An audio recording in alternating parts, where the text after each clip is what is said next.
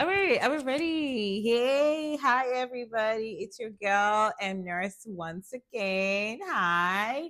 It's been a long time I came on this space, and honestly, I am not proud of myself, but I am back.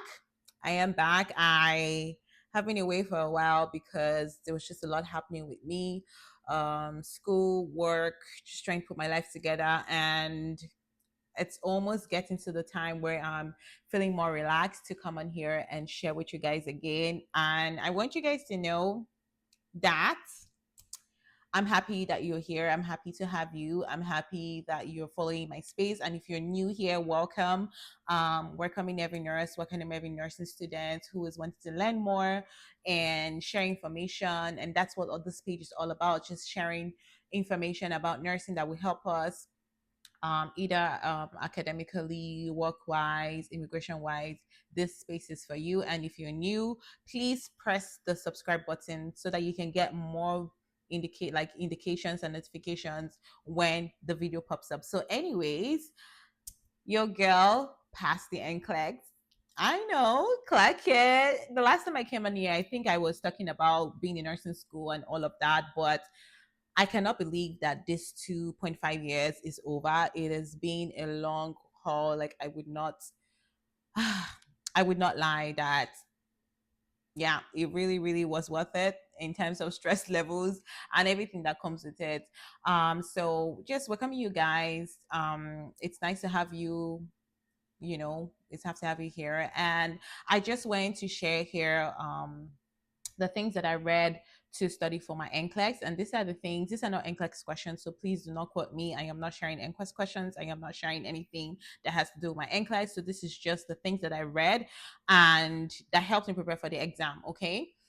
So number one topic here, I'll talk about prioritization. Okay. We all know, I think that management of care, based on the fact that we are nursing students, definitely prioritization is something that they have been hammering in our heads day after day after day. So knowing the first patient to see if there is an emergency, so knowing your ABCs, your airway, breathing, and circulation, knowing that your airway comes first, your breathing comes second, and your circulation comes first, knowing the stable versus unstable patients. So knowing based on the signs and symptoms what area of care that they need, or what amount of care that they need based on the symptoms they're presenting, and knowing what to do. Okay. Number two things that I feel like that I read that helped me was estimated date of birth. Not everybody's going to get that, but this is something that you need to know. You need to know your estimated date of birth. You need to know how to calculate that. The last day of your the first day of your last menstrual period, you are adding 7 days, subtracting 3 months, and adding 1 year. So you need to know that. You need to know your gravida, your para, your term baby, your preterm babies. You know how to calculate that. That is something that you need to learn. If you do not know it, please go back to it. Another thing that you want to know are warning signs of complications in pregnancy. Okay, these are things that we have read, but you need to know the differences. Okay, you need to know the signs and symptoms of preeclampsia. You need to know the signs and symptoms of placenta abertia. You need to know the signs and symptoms of placenta previa. You need to know how to differentiate both placenta previa from placenta abertia. So you need to know that. You need to know your signs and symptoms of hypertensive crisis in pregnancy, gestational pregnancy. You need to know all of that. These are things that you most likely would get. Also, another things that you need to read is your cardiac. Like, I feel like cardiac has been chasing me since nursing school. Cardiac is your go to, like, you need to know your cardiac signs. You need to know your myocardiac infarction, signs and symptoms of myocardiac infarction, signs and symptoms of other things like stroke, transient ischemic attack. You need to know the difference between angina, stable and unstable. You need to know your ECGs. Okay, so ECGs is something I won't lie. ECGs is actually something that I learned after nursing school. I tried to learn it in nursing school, but so there's so much information that you probably sometimes you don't pay attention to certain things, especially if it's not where you want to know more of. I think that I strived more in nursing school and like maternal birth. I was very good at that. Hence I did my placement at a birthing center. So I strive more, and then it was nice to have. I just had more interest in it, so I find myself just paying more attention when I read those topics. But cardiac was something that I think cardiac was something that at some point I'm like, you need to pay attention to cardiac. Like most people, when they come to the hospital, most of your patients have cardiac issues, so you need to know. So you need to know your ECGs, you need to know your normal ECGs, you need to know like abnormal ECGs, you need to know what to do when you find or see a particular type of pattern in your telemetry strips. You need to know what to do about it and how to go about it. So there are other topics, congestive heart failures. You need to know that. You need to know your respiratory system. Okay, so what some topics that I feel like you would definitely see mostly pneumonia. The other ones like bronchitis. What are the ones? You know your respiratory system, so you want to know that. Another thing you want to know are your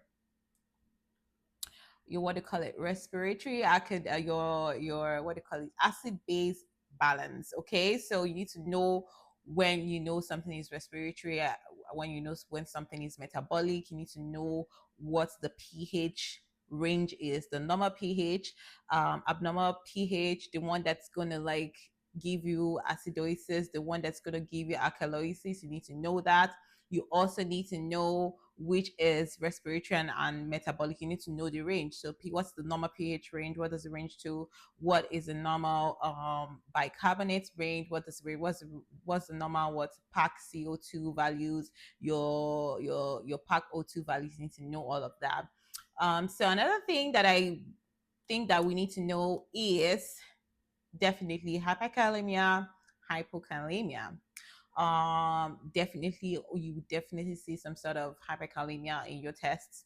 Somehow some way you find out. You need to know the normal range for hyperkalemia. What are the diseases that could lead to hyperkalemia, what you can do for it, what are the warning signs. You need to know all of that.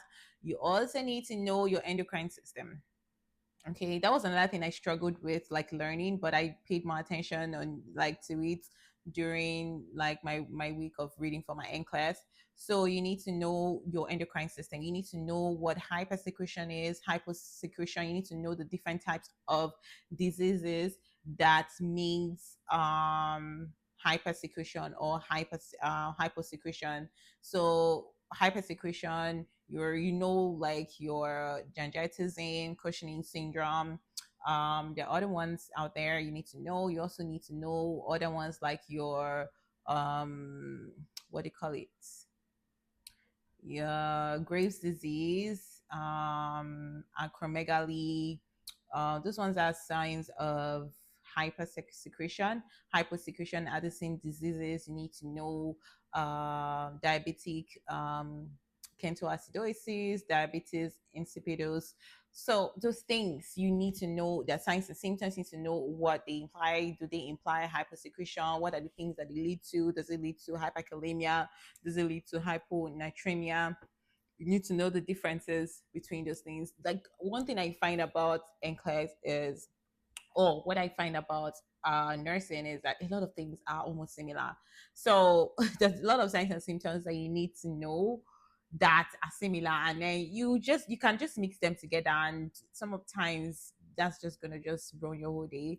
And one thing I do for sure is I group things together. I think grouping does help to keep things in your head, especially when you're reading for exam. You need to group things. You need to find acronyms that will help.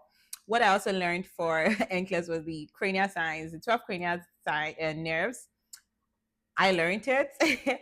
And definitely, if you might find one of the questions about them, you need to find a way to uh, remember them in your head. Another thing you need to know is your heart sounds. You need to know S1, S2, S3, the normal, the abnormal. You need to know that. Anyways, I'm going to be sharing more stuff on here, and this is just like a few things that I feel like you need to read and learn more of, but there are other things you need to learn. So I might be sharing more stuff about that. If I find more comments, more people wanting to learn more about that, I might be sharing other things that you need to read. But anyways, I've come to the end of this video, and I hope that you learn a thing or two. If you have your comments, if you have anything to say, please just put them in the comment section. And please do not forget to subscribe, because you want to be seeing more of me. Let's keep this space going. Let's keep this space, so that you can be able to come on here anytime you want to learn something. Anyways, I wish you good luck in everything you do, and have a great week. Bye. See you next time.